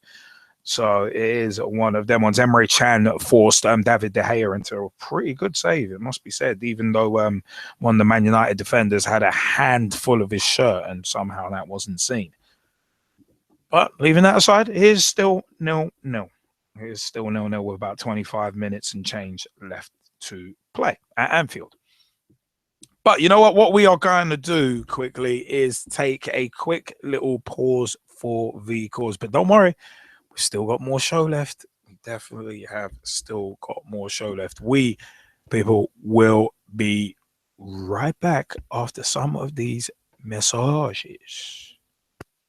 The football talk show that holds back nothing on opinions. Straight shooting LJA. Hi, I'm John Sitton. Grassroots coach Manisha Taylor. Hello, I'm Rob Rest. The G-Man. Samir Sawni, Motivate Sports and Fitness. Christian Carambeu. Matt Hodgson, director of the 4-year plan. We the people, for the people. Jazzy Fizzle. Your Monday night footballing fix. Make sure you join the revolution. The pitch is where we eat. The pitch is where we sleep. And the pitch is where we talk. Each and every Monday night of your lives. At youtube.com/pitch talk. For podcast links and information, check out our official website, www.pitch-talk.com. Your Monday night footballing fix, Pitch Talk, is brought to you by and in association with Talking Pie, a local podcast made by the fans for the fans of Notts County FC, hosted by Adam and Thomas Hewitt. Simply exclusive entertainment. If you need a party or rave film, go to sxemedia.com for more information. Apparently Rich, simple yet effective web solutions to help get your company off the ground. Visit apparentlyrich.com for more information.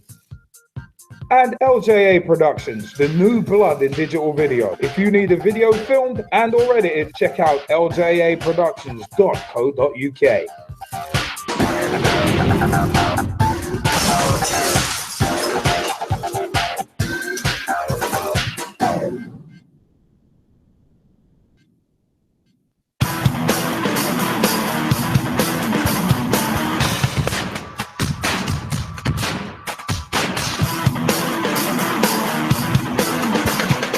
LJA Productions, the new blood in digital video, offering video production services such as video editing, video encoding for the web, including YouTube and Vimeo, audio recording, filming of interviews, promos, live events, and much more.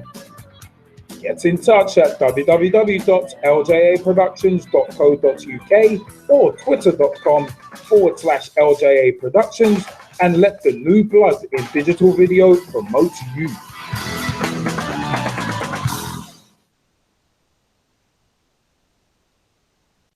This talk is brought to you by and in association with A one-stop shop for all your coaching needs, Motivate Sports and Fitness. Check out motivatesportsandfitness.com for more information. the new football culture magazine, Thin White Line. Check out thinwhitelinemagazine.com for more information. Storm FM with new hot releases played daily. Feel the boom at stormfm.net. Two girls with their bunny Scotty trying to cover as much women's football as they can. Girls on the Ball. Check out girlsontheball.com for more information.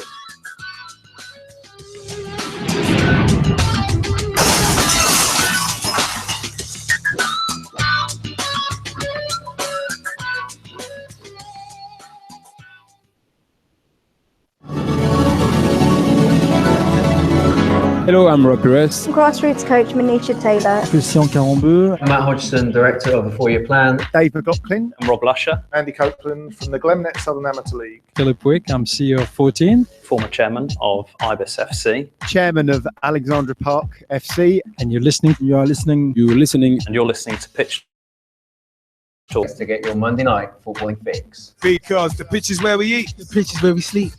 And the pitch is where we talk. Make sure you join the revolution, the football revolution.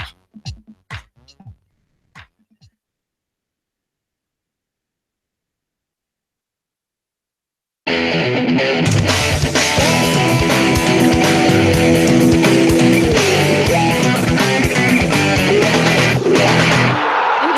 and continental talking points.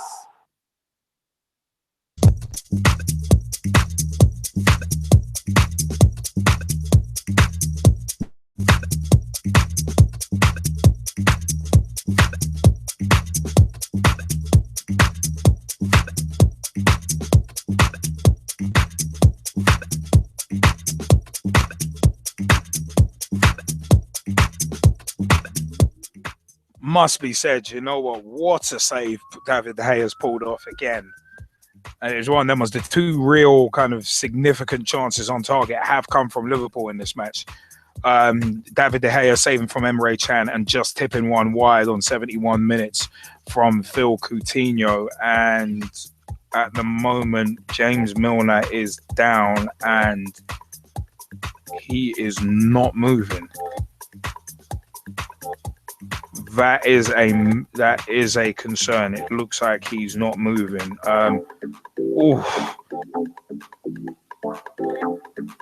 That is not a nice looking collision. But Milner looks to be all right. But bloody hell, probably had the cobwebs. I knocked into him on that. But it is one of them ones where. Yeah, it is still Liverpool 0, Manchester United 0, Sorry, 72 minutes gone in that one. But yeah, international and continental talking points is where we are going. And you know what?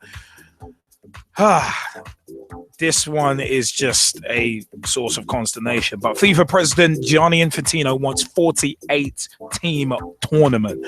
From the 4th of October 2016, we're coming into the future in a second. FIFA President Gianni Infantino has proposed expanded the World Cup finals to 48 teams after initially suggesting that he wanted to boost it to 40. According to the 46-year-old Italian, 16 countries would be eliminated after a preliminary knockout round. The rest of the tournament would then be the same as it is now, with 32 teams competing in the group stages, followed by further knockout rounds. Infantino said a decision on possible expansion would be taken in January. These are the ideas to find the best solution. He said we will debate them. We will debate them this month, and we will decide everything by 2017.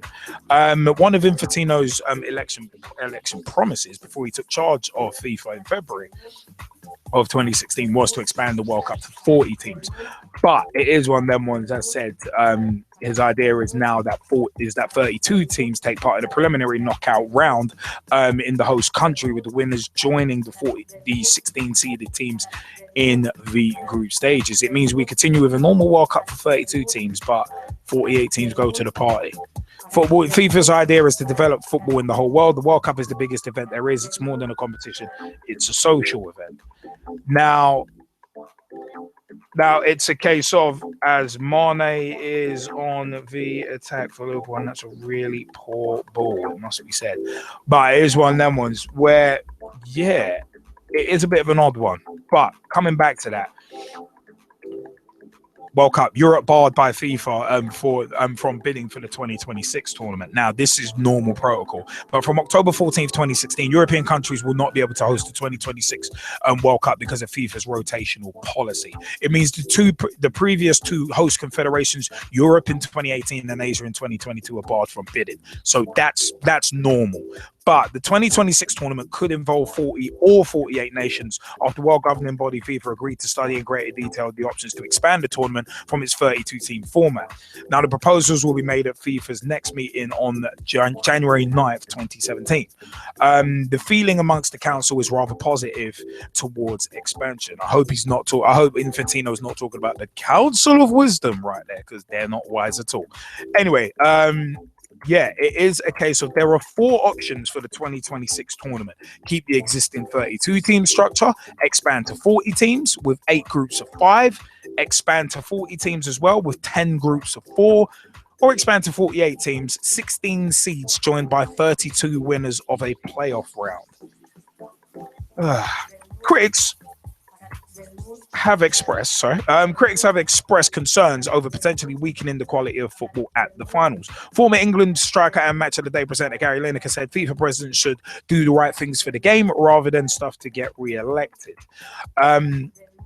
But he added on social media, "Come on, Mr. Infantino, you have a mandate to look after football's best interest, not your own. Do not destroy the World Cup, please." But speaking at a FIFA Council meeting in Zurich, Switzerland, Infantino said, "When a team qualifies for the tournament, the whole country is in football euphoria. Many youngsters want to play the game, companies want to get involved in sponsorship, and the benefits to football as a whole are immense. In a 48-team format, the quality would be higher because the 32 teams would have a playoff.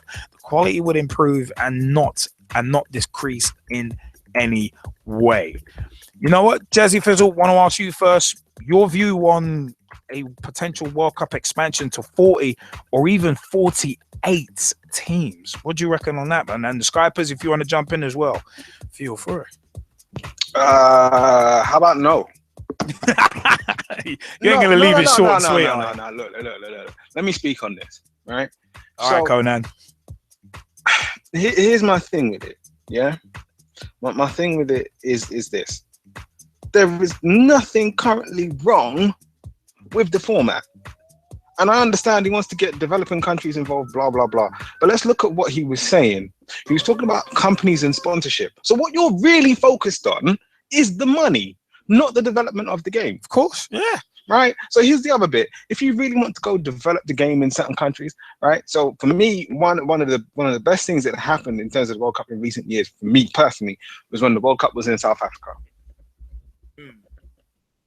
Right? Because it meant in terms of local infrastructure and people getting jobs and things like that, it was literally a once in a lifetime opportunity for those local people. Right? So I'm like, why not go to other developing countries where you really want to go and, bring football and everything else, right? Give them the money to build the required stadiums and everything else and help them that way, right? So every so often, you could even have it as a set rule, right? Where, okay, you can have a World Cup in a developed footballing nation that has all of the required stadia and things like that, right? But every so often, you also have to have a World Cup in a developing country as a set rule, right? Where all of the partners and sponsors have to go in there, pledge money, and help with infrastructure of the country. Not just bringing in the stadiums for the competition, but help the country, right? Have that as a set rule and see what that does instead, in terms of, developing football. So I would say, yeah, why not do that? But this 48 teams thing, no. 40 teams, no, I don't agree with it. And here's why, right? Short qualifications happen in football anyway, right? In terms of, if a smaller team is working hard enough, right, developing the craft, and a bigger team underestimates them, guess what happens? The smaller team qualifies. They get to the big stage. It's still a possibility. So does it need expansion? No. It just means that the smaller teams need to work harder to get there. That's it. Best players from these smaller countries need to be able to go abroad. Go abroad and do playing the bigger leagues, get noticed, raise the profile of their country, play well for their country. It's a bit easier said than done with that, though, especially when you look at teams like, say, Gibraltar conceding to Benteke in 7 seconds. It's I'm aware of that. I'm not even disputing that. But what I'm saying is, and it sounds like I'm going to be a presidential candidate or, a public speaker. Hey, don't start grabbing anyone. That's all I'm saying. It's possible. And it's happened before. So it can happen again. Do you necessarily need to have the 48 team formats? No. No, no, no, and no again. It's not a requirement. The competition, as it is in terms of qualifying, it's not broken. So just leave it. I mean, what do you think? Do you think it's a good thing? Do you really want me to? Do you want me to?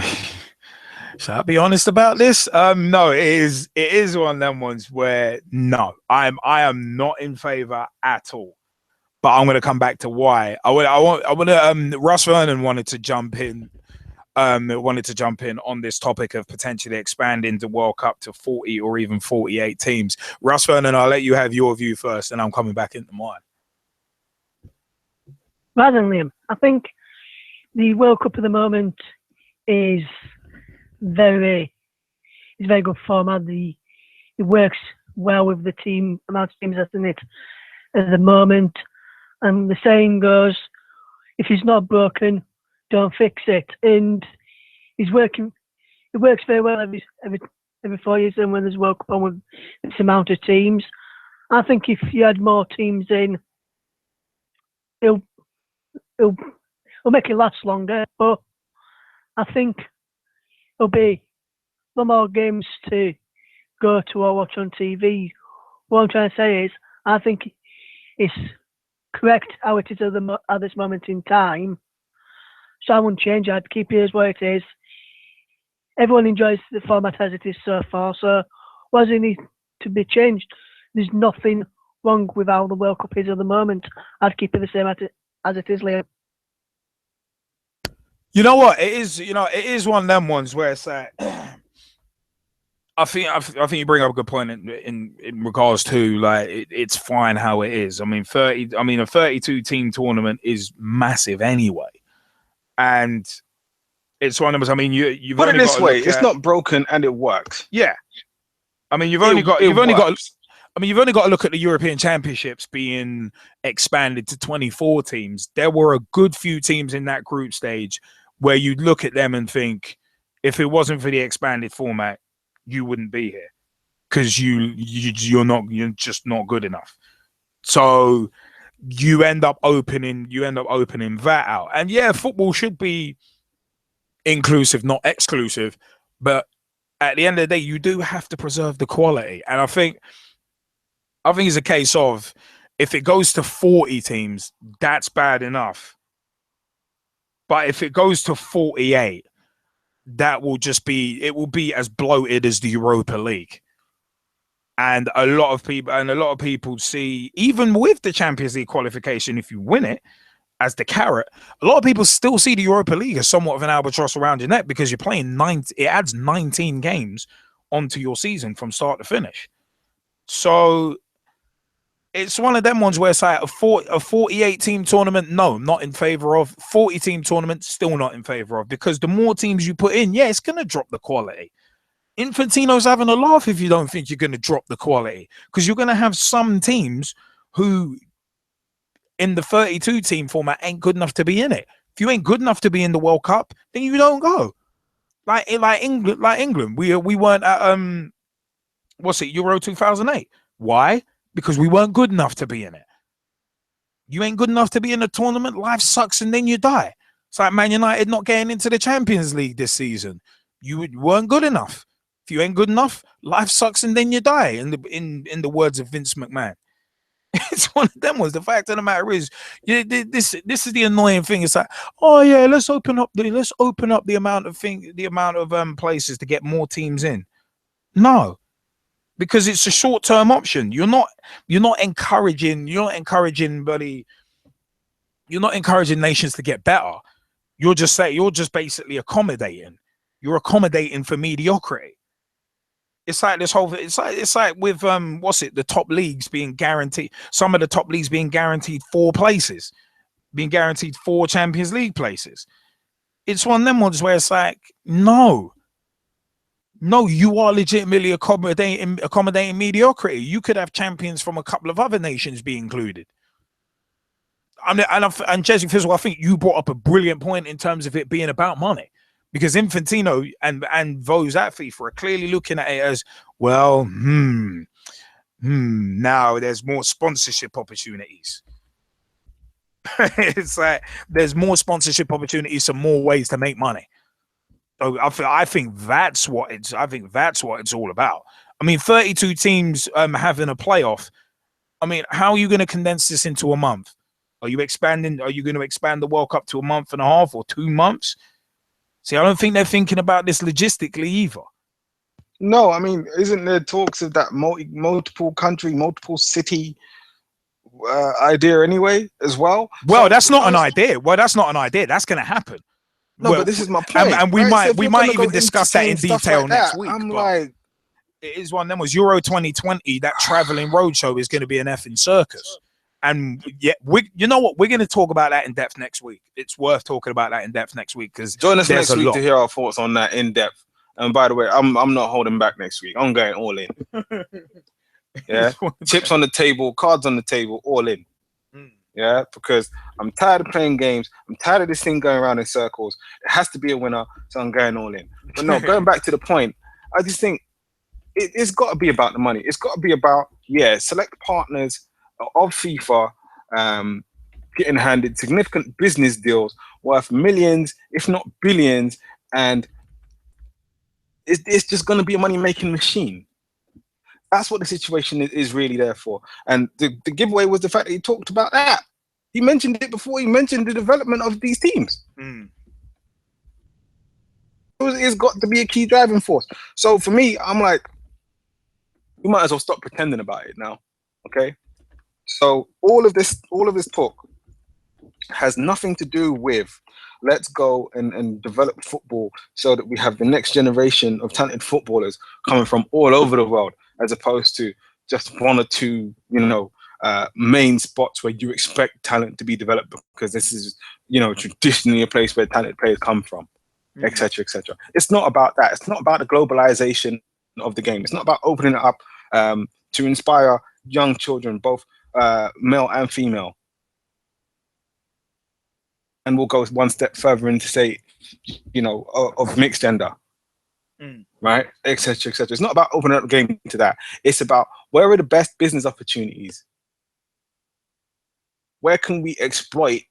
And that's the key word for me, exploit the situations of certain countries so that there's a beneficial deal for us and our partners.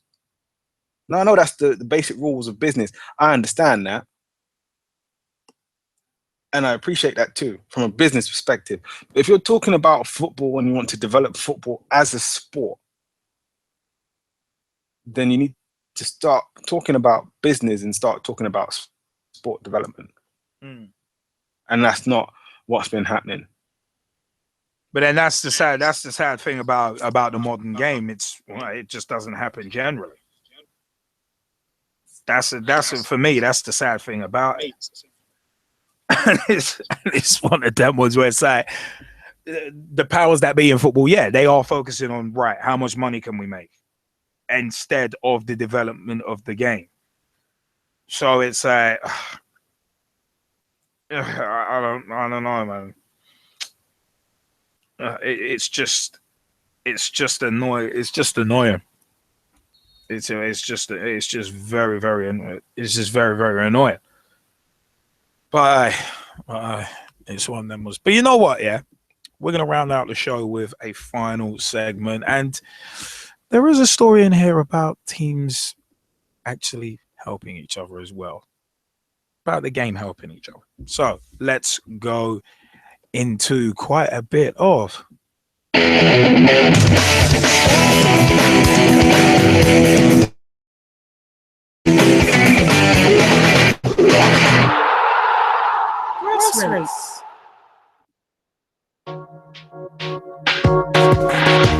Grassroots segments. Oh yes, it is where we're going to round off the show tonight. Manchester United 0-0 with Liverpool. It's still a current score. 90 minutes gone in that one. Just waiting on added time. It's one of them was not the greatest Liverpool United game, as evidenced by Ander Herrera getting man in the match. But anyway, it is one of them ones, the grassroots segment. We start with Ibis Eagles AFC. At Ibis Eagles AFC on Twitter, ibiseaglesafc.co.uk is the website, and facebook.com/Ibis Eagles AFC is the group as well. Big ups to the Southern Amateur League as well, www.southernamateurleague.co.uk, at 14, the word 14, SAL on Twitter as well. And big shout outs to the Amateur FA as well, at amateur-fa.co.uk, and at Amateur FA on Twitter, obviously a member league of the Football Association as well. So yeah, it is one of them ones where the Ibis Eagles train at Battersea Park from 7:30 p.m. until 9 p.m. 7:30 p.m. meet time until 9 p.m. But yeah, it is one of them ones where, if you want to get involved with the club, Ibis Eagles AFC are on Facebook, Twitter, and the website as well. We've got 6 teams running in the Southern Amateur League, 11 aside. It's a men's league as well, adult league as well. So it is one of them ones. But it is a case of where, we are on the lookout for players as well, as Ashley Young is trying to waste time. But it is what an Emre Can in no uncertain terms telling him to get the F off or get the F out, as was an OWR back in 2002. But yeah, it is one of them ones where the Ibis Eagles AFC results roundup from week 6, the 15th of October 2016, from Dan Diamond, our social media man. Here we go, lads. An improvement this weekend. Not a perfect weekend, that said, but a good win at the top of the club with Cam and Phil netting braces apiece. It is one of them was that's Cam Busby and Phil Obi. A further win against the same opposition as last week, as the week before for the 4th 11. Positive result before a week off, and it probably should have been more convincing. The third 11 maintained their unbeaten start and another goal in as many weeks for Stephen Bean, a 25-yard left foot dipping volley. Sounds pretty damn good to us. But finally, 2 defeats for the reserves and 6th 11 in dubious circumstances. Reserves hard done by with an offside goal that was given and descending off due to mistaken identity. More on that in the coming weeks. The 6th 11 really up their game this week, though. Very unlucky to go down to 2 brilliant goals, but more concerning was the referee allowing 4 subs on for the opposition instead of the legal 3.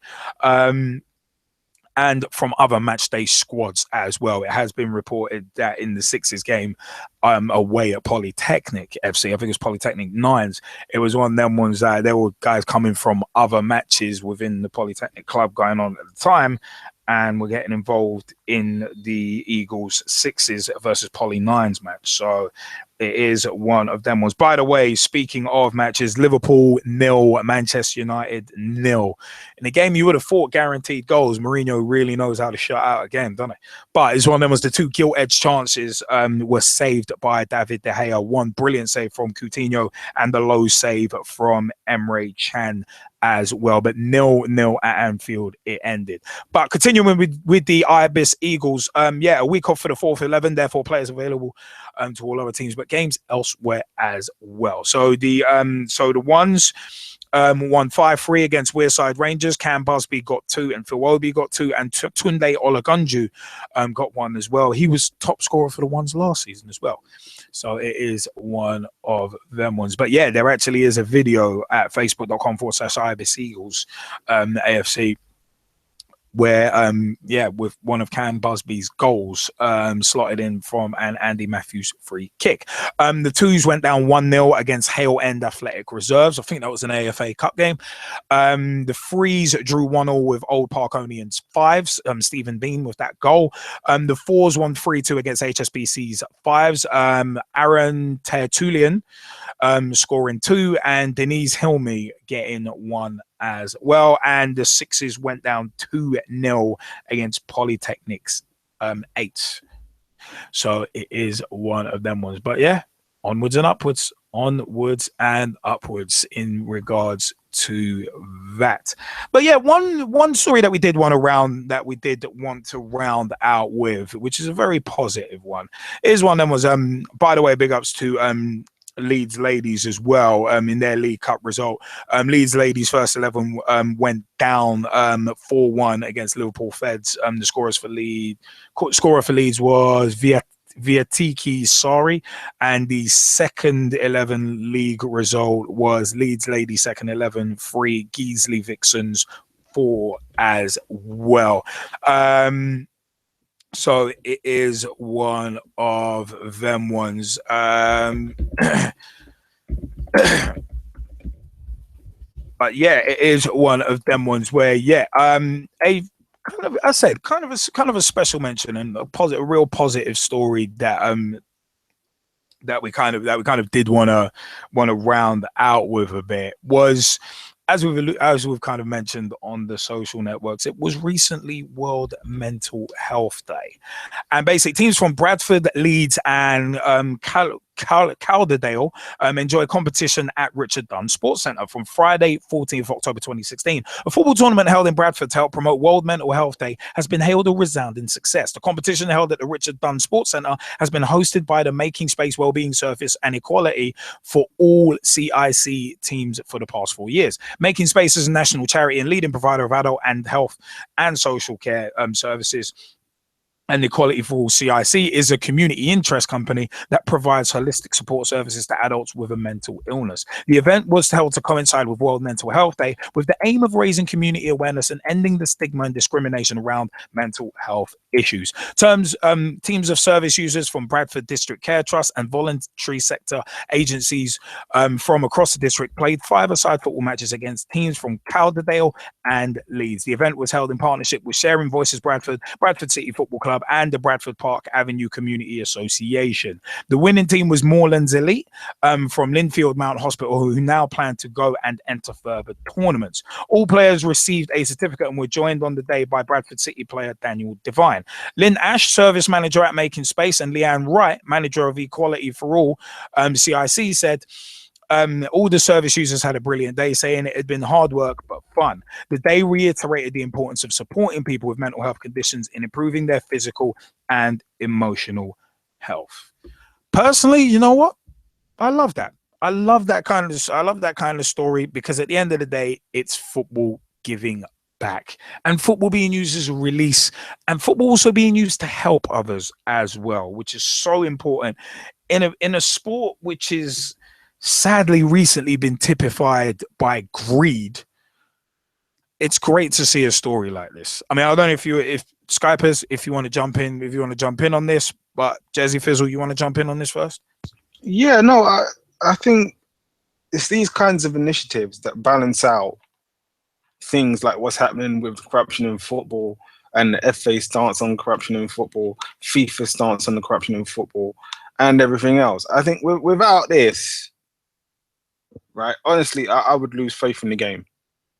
I really would. So I want to say thank you to absolutely everybody that was involved in that, just for helping for me to continue to have faith in the game. And this is, for me, what football really should be about. It's about bringing together people, bringing together communities to support those same people, to support those same communities, and to go and give you, if not for a whole day, then at least for maybe half hour, 90 minutes, just a different part of your life. Yeah, that's uplifting, motivating, and honestly life-changing. So again, to everybody involved, thank you so much, because as I say, without you guys, honestly, I think I'd be done with the game. So thank you very much. I mean, it's stories like this that really kind of reaffirm the spirit of the game, that really does come from grassroots level. And it's just such a shame to see what's happening in terms of those at the top not supporting the grassroots game, when the grassroots game, from stories like this especially, is such a powerful conduit to help people. It's such a powerful force for good. It's just a shame. It's just such a shame that the powers that be are just not supporting it enough. But you know what? I do want to say big ups to Sharing Voices Bradford City Football Club as well, and the Bradford Park Avenue Community Association, who the event was held in partnership with, because more events like this to promote World Mental Health Day, brilliant stuff. I said absolutely love it. I mean, it is just brilliant. It is brilliant to see tournaments like this that really help the game and help promote it to more people who might otherwise not be able to play it. So it is one of them ones. I think it's absolutely fantastic. But you know what? I was going to say, speaking of fantastic, but it is one of them ones where, you know what, we have had a lot of fun. We have had a lot of fun tonight. We've had some serious debate, a little bit of fun. I said Liverpool Man United ended 0-0, so it was very surprising. I thought this game would have been guaranteed goals. It is one of them ones. Leicester City Women's FC lost at Bradford City Ladies 4-1 2 weeks ago in the league, but came back with a smashing win at home against Rotherham Ladies 6-1 in the FA WPL Plate second round yesterday. Their next fixture is at Norton United versus Stoke City on Sunday. So big ups to Brad Hicks on that one as well. But yeah, it is one of them ones where it is about that time for us to start vacating the place with a bit of haste.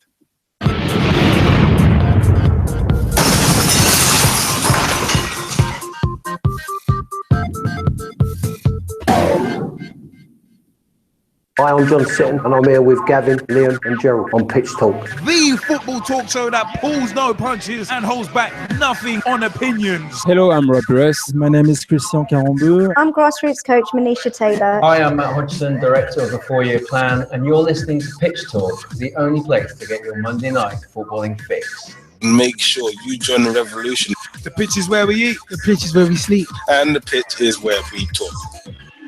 I'm Andy Copeland from the Glemnet Southern Amateur League. Philip Wick, I'm CEO of 14. I'm Rob Lusher, former chairman of Ibis FC. I'm Samir Sawhney, co-founder and co-director of Motivate Sports and Fitness. And you're listening to Pitch Talk.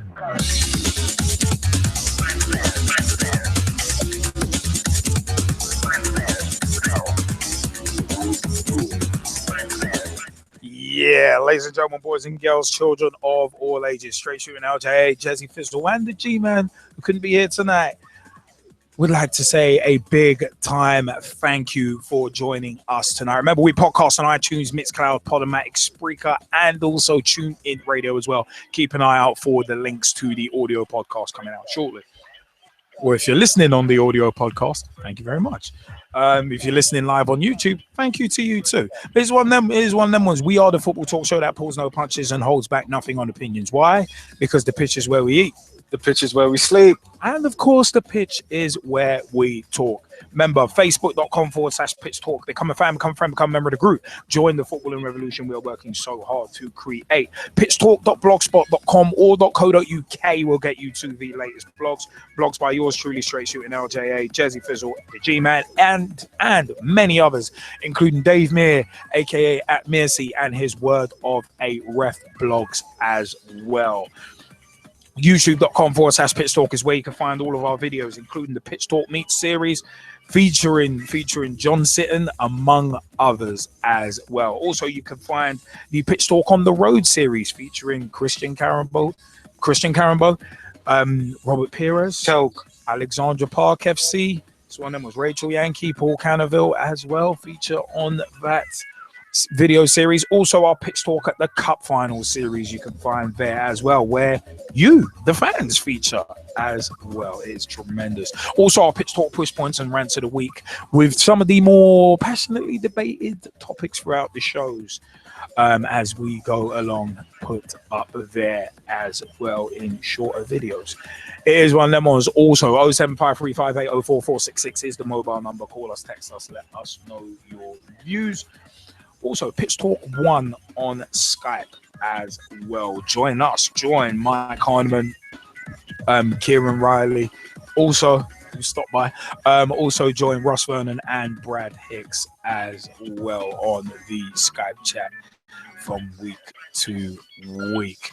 Also, it is one of them ones where, it's one of them ones. Big shout outs to Ibis Eagles AFC at Ibis Eagles AFC on Twitter, ibiseaglesafc.co.uk, and facebook.com/Ibis Eagles AFC. If you're looking to play adult football, 11 aside, hit up the Ibis Eagles. Also, big ups to Girls on the Ball at girlsontheball.com, at Girls on the Ball on Twitter as well, and facebook.com/Girls on the Ball. If you want to know about women's football, FAWSL, WPL, the Lionesses. Sophie and Rachel and their Bunny Scotty travel the length and breadth of the country and also continents as well to get the very best in women's football blogs, pictures, match reports, and more. It's one of them where they do a lot of great work over there. Also big ups to Ian Kerr and everyone at Thin White Line Magazine at Tweet White Line on Twitter, facebook.com/Thin White Line Magazine, and thinwhitelinemagazine.com as well. Great publication. We feature in issue 1. Issues 1 and 2 are available for digital download as well. I think they're about £2.50 each, and the proceeds go to a really, really good cause as well. So hit up Thin White Line Magazine for that. You know what? It is one of them was big shout outs to Scott Tweed at Scott Tweed on Twitter, and John Sitton as well at The Real Sits. So we definitely go hit you up soon. Also big shout outs to Big T, aka Thomas Hewitt, as well at T Hewitt 44 on Twitter. Big T is one of them ones. But you know what? I have been Straight Shooting LJA. And as always, I've been Jezzy Fizzle. And remember, people, we're always on Twitter, at Pitch Talk on Twitter, twitter.com/Pitch Talk. Tweet with us, follow us, see what we are up to in Facebook. Become a fan, become a friend, become a member of the group. Join the footballing revolution we are working so hard to create. It is one of them ones. We will see you, everyone. We've had a big show today, and we'll have an even bigger one next week, as per usual. Always bigger is better. And we will see you next week. Take it easy. Thank you, everybody.